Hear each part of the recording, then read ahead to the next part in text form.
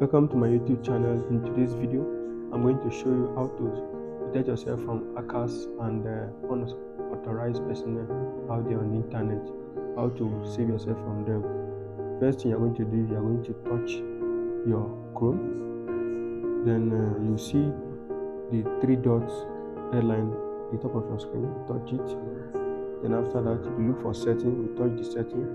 Then after that, you scroll to privacy and security. You touch it, and after that you scroll up, you see Use Secure DNS. Make sure that this is on. My own is on already, but let me just off it. Yeah, you just make sure that it's on. That is a way to protect yourself from hackers and any unauthorized personnel out there on the internet. If you find this video interesting, please do well to subscribe and turn on the notification bell to get notification each time I drop a video. Thank you for